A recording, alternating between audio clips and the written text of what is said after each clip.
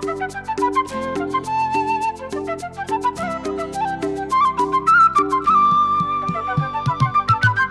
हंस के क्यों छेड़ती है मुझको ये तन्हाइयाँ,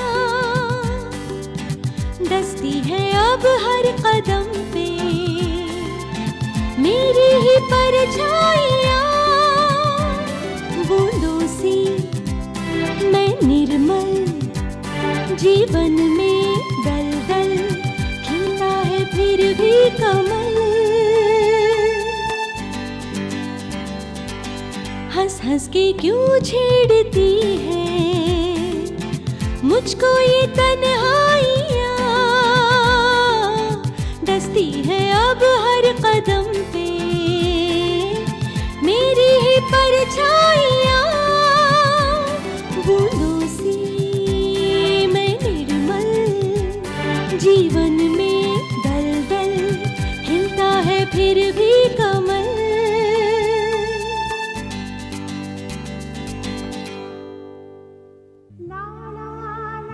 लूसी, दोबारा ऐसी गलती मत करना। इन्होंने खुद मुझे मेरे बच्चे ला कर दिए हैं, इसलिए मैंने माफ कर दी हूँ। सबसे बड़ा बोझ तो इस बात का है मेरे दिल पर कि उसे उस बैकग्राउंड तक पहुंचाने वाला मैं खुद हूँ। किस गुनाह पर तुम्हें पछतावा हो रहा है? अपने पोते पोतियों को किडनैप करने के गुनाह पर, या फिर कमल को इस दुनिया में लाने के गुनाह पर? तुम तो माँ बनने वाली हो ही नहीं।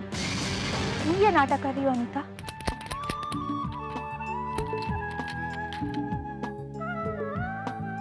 शायद तुम्हें याद है, तुमने मुझे अपनी बचपन की फोटोज दिखाई थी। ध्यान से देखो उस बच्ची को, उसका चेहरा कितना मिलता है ना तुमसे। कैसे नहीं मिलेगा, मैं इसकी मासी जो हूँ। कमल ने मुझे अपनी बहन बनाया है, इस रिश्ते से मैं इसकी मासी हुई ना।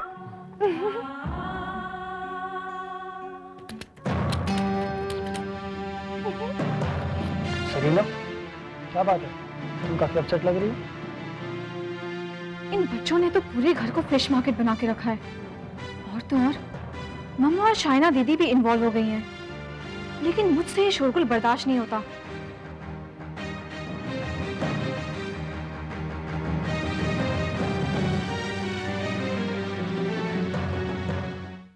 जी हाँ, okay fine, bye.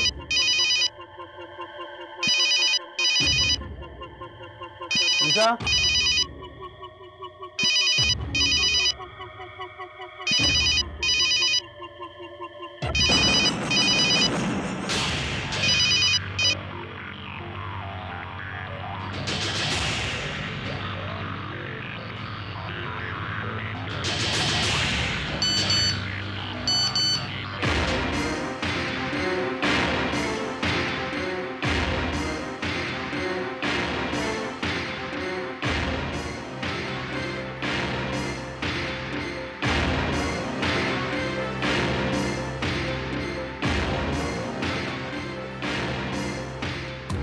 वेरांग farm house, शाम को 5 बजे।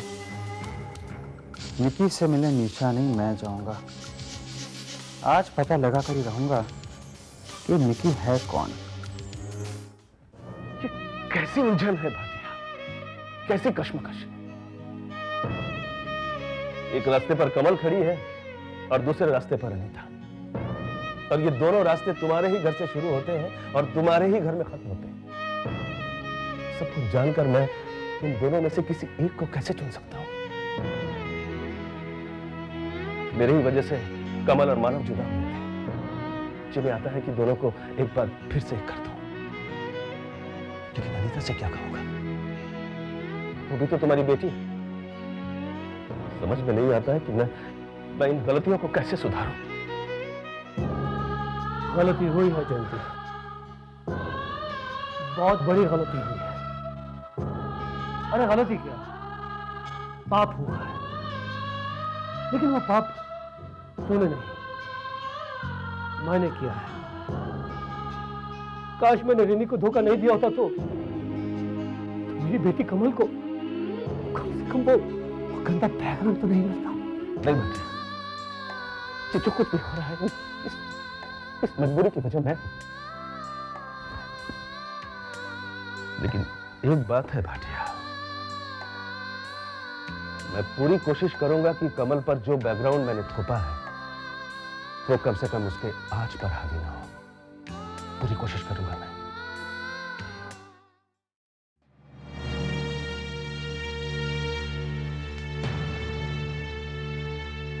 आप लोगों से कुछ जरूरी बात करनी थी कमल के बारे में। देखिए, हम अपनी बेटी के खिलाफ कुछ नहीं सुनना चाहते, इसलिए बेहतर है कि आप अपना मुंह ना खोलें, क्योंकि आपने और आपके परिवार ने कमल के बारे में जब भी कुछ बोला है बुरा ही बोला है। जी नहीं, मैं कमल के खिलाफ कुछ नहीं कहने आया, बल्कि आप लोगों को एक सच से वाकिफ करवाने आया हूँ। कौन से सच की बात कर रहे हैं आप? वर्षों पहले कमल को जहां से आप लोगों ने पाया था उसे उस राह तक पहुंचाने वाला कोई और नहीं बल्कि मैं। जाने अनजाने ये पाप मुझसे हुआ है। जान सकती हूँ ये पाप आपने किस वजह से किया? दोस्ती की वजह से। कमल मेरे दोस्त राजेश भाटिया की बेटी है। राजेश भाटिया की? इसका मतलब कमल और अनीता बहनें हैं? हाँ, किस्मत का मजाक तो यही है कि कमल और अनीता दोनों बहनें हैं। दोनों इस सच से अनजान है और मैं ये सच जानने के बाद भी कुछ नहीं कर सकता सिवाय आप लोगों से विनती करने के। देखिए, जो कुछ भी मैं आप लोगों से करने जा रहा हूं उसको बुरा मत मानिएगा, क्योंकि सच तो ये है कि कमल के साथ आज तक जो कुछ भी होता रहा है उसके पीछे उसका ये बैकग्राउंड है, ये पहचान है जो आप लोगों ने उसे दी है। अगर मैं आज चाहूं भी तो उसे समाज में प्रतिष्ठा नहीं दिला सकता, तब तक नहीं दिला सकता जब तक उसके साथ ये पहचान है। इसीलिए मैं आप लोगों के सामने हाथ जोड़कर विनती कर रहा हूं, आप लोग उसकी जिंदगी से दूर चले जाइए। मैं जानता हूं कमल के लिए आप लोगों ने बहुत कुछ किया है, वो एहसान मैं कभी नहीं चुका सकता, बस इतना कर सकता हूं।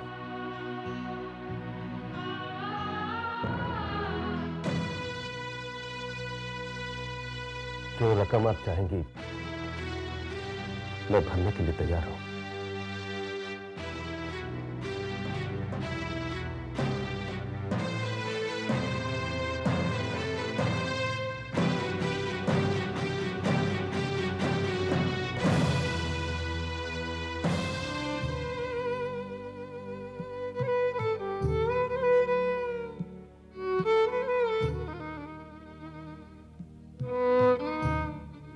गुस्सा तो आप पर बहुत आ रहा है, लेकिन हम आपसे ऊंची आवाज में बात नहीं करेंगे, क्योंकि अगर किसी को ये बात पता लग गई कि आपने आज यहाँ पर ममता खरीदने की गिरी हुई हरकत की तो लोगों का इंसानियत पर से यकीन उठ जाएगा।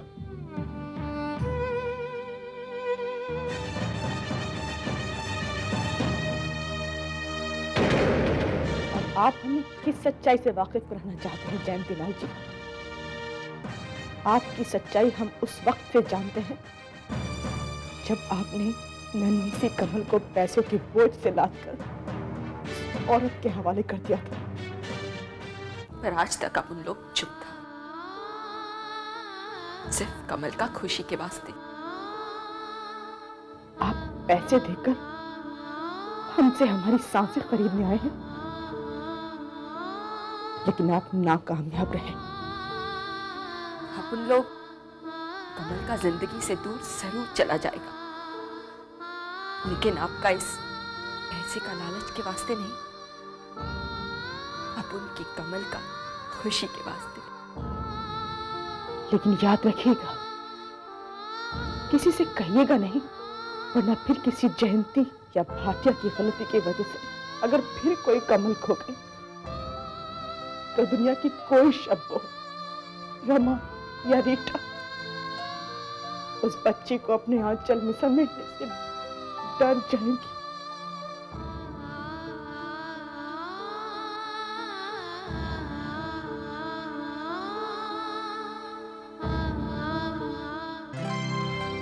अरे भाटिया साहब। अरे सिंह साहब, आप यहाँ कैसे? वो एक क्लाइंट के साथ यहाँ मीटिंग थी। आप बताइए कैसा चल रहा सब कुछ? बस सिंह साहब, कोशिश कर रहा हूँ कि सब कुछ ठीक चले। क्या बात, आप कुछ अपसेट लग रहे हैं? अपसेट इसलिए हूँ क्योंकि आपने शाइन और रणबीर का रिश्ता मेरी वजह से तोड़ने का फैसला कर लिया। ये कैसी बात कर रहे हैं आप? मैंने अभी तक रिश्ता तोड़ा नहीं है। हाँ, मैंने रैना जी को इतना जरूर कहा है कि वो कमल को अपने घर पे ना रखे, क्योंकि उसके बैकग्राउंड के बारे में तो आप ही ने सब कुछ मुझे बताया। इसी बात का तो पछतावा है सिंह साहब कि मुझे कहीं से एक झूठी खबर मिली और मैंने उसे आप तक पहुंचा दी। अफवाहें इसी को तो कहते हैं। हम खामखा अफवाहें फैलाने वालों को भला बुरा कहते रहते हैं और जाने अनजाने में उसी भीड़ का हिस्सा बनकर रह जाते हैं। समझा नहीं, जरा खुल के बताइए ना, बात क्या है? दरअसल बात यह सिंह साहब कि कमल एक बहुत अच्छी लड़की है। वो बहुत ऊंचे खानदान से बिलोंग करती है। दरअसल कमल रायना बोस की एक बहुत अच्छी सहेली की बेटी है। जी, समझ में नहीं आ रहा कि बात को कहां से शुरू करें। रैना जी, पहले तो हम आपसे माफी मांगते हैं। हमने लोगों की बातों में आकर बहुत बेतुकी बातें की और हमारे बीच में बातचीत भी बंद रही और इसकी वजह से आपकी सेहत पर भी बुरा असर पड़ा। हम इसके लिए बहुत शर्मिंदा हैं। मुझे आपसे कोई शिकवा शिकायत नहीं है। जो होना है वो तो होकर रहता है। वक्त तो सिर्फ बहाने ढूंढता है। प्लीज, मेरी तबीयत खराब होने की वजह आप अपने आप को मत समझिए। आपका दिल बहुत बड़ा है। इतना सब कुछ हो जाने के बाद भी आप इतनी नरमी से पेश आ रही हैं। और कमल, हम तुम्हारे भी शुक्रगुजार हैं। तुमने एक एम्प्लॉय होने के नाते इतना सब कुछ किया। हमसे मिलकर हमारी सब गलतफहमियां दूर की। सोचने पे तो हम उस दिन ही मजबूर हो गए थे जिस दिन बेटी हमारे घर पे आई थी। दरअसल हम हिम्मत नहीं जुटा पा रहे थे कि किस तरह दोबारा रणबीर और शाइना की एंगेजमेंट की बात कर सकें। रैना जी, अब हकीकत हम जान चुके हैं और हम चाहते थे कि दोनों बच्चों की एंगेजमेंट की जाए, अगर आपको कोई एतराज ना हो तो। नहीं, मुझे कोई इतराज नहीं है। अच्छा हुआ आप चले आए, वरना मैं ही आपके पास आने वाली थी। अब हम लोगों को बीती बातें भुलाकर बच्चों की एंगेजमेंट जल्द से जल्द कर देनी चाहिए। ठीक कह रही हैं आप। मैं भी पंडित से मिलकर एंगेजमेंट का मुहूर्त निकलवा लेती हूँ। अब हम चले? अरे आप लोग ऐसे कैसे जाएंगे? मैं आप लोग के लिए अभी नहीं, अब एक साथ ही मुंह मीठा करेंगे। अब हमें आज्ञा दीजिए। नमस्ते। नमस्ते।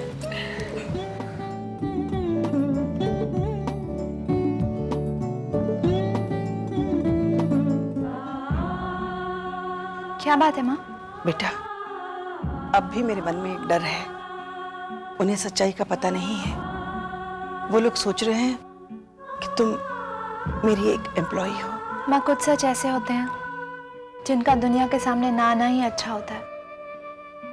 मेरा और आपका रिश्ता एक उसी किस्म का सच है। दुनिया के लिए मैं आपकी एम्प्लॉय हूँ और आपकी एक ऐसी फ्रेंड की बेटी जो गुजर चुकी है। दुनिया के सामने यही सच रखना ठीक रहेगा। और फिर हमारे असली रिश्ते तो हमें निभाने ही हैं। क्या माँ, खुश होइए, हंसिए, ये खुश होने का मौका है। चलिए हंसिए। मैं अभी जाकर शाइना को एक खुशखबरी सुनाती हूँ।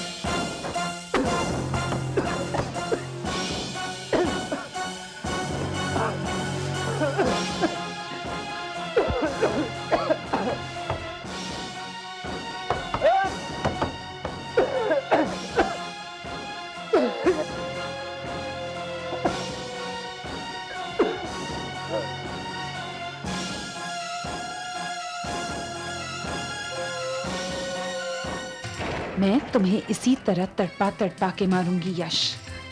ऐसी मौत जो तुमने कभी सोची भी नहीं होगी। मौत वो भी किश्तों में। आज के लिए सिर्फ इतना ही काफी है।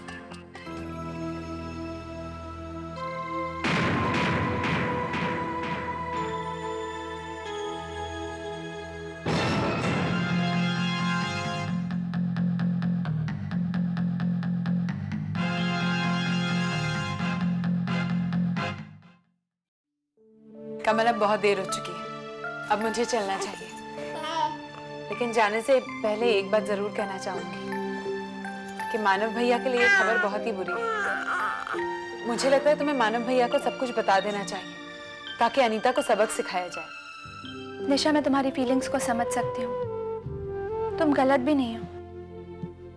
लेकिन अनीता को सबक सिखाने के चक्कर में मैं मानव को दुखी नहीं करना चाहती। सोचो मानव पर क्या बीतेगी जब उसे पता चलेगा कि अनीता प्रेग्नेंट नहीं है, वो प्रेगनेंसी का नाटक कर रही है। लेकिन कमल, निशा, इस बारे में कोई भी कदम उठाने से पहले हमें थोड़ा वक्त लेना चाहिए।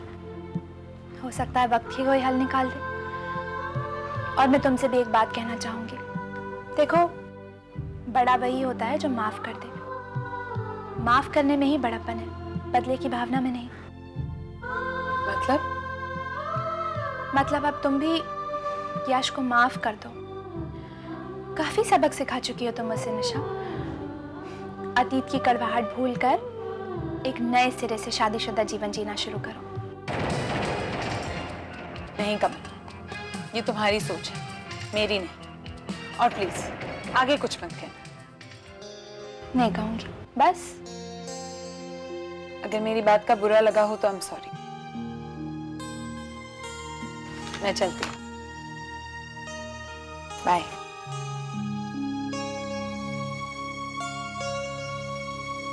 समीर, एक मिनट। समीर, मुझे तुमसे कुछ जरूरी बात करनी है। कमल, तुम्हारी बातें या तुम दोनों ही मेरे लिए कोई मायने नहीं रखते। Is that clear with you? बात अगर रुशाली के बारे में हो तो समीर, मेरी बात सुनना और उसे समझने की कोशिश भी करना। तुम अगर रुशाली से दूर रहो तो वही तुम्हारे लिए बेहतर होगा। समीर, रुशाली एक अच्छी लड़की नहीं है। कमल, मैं सब समझता हूँ। कौन कैसा है मैं अच्छी तरह से जानता हूँ। कौन अच्छा है या बुरा इसकी मुझे अच्छी तरह से पहचान है। तुम यहाँ मेरे इस घर में रहती हो, उसका मतलब ये नहीं कि तुम मेरी पर्सनल लाइफ में इंटरफेयर करो। समझी तुम? अपनी एडवाइजेस तुम अपने पास ही रखो।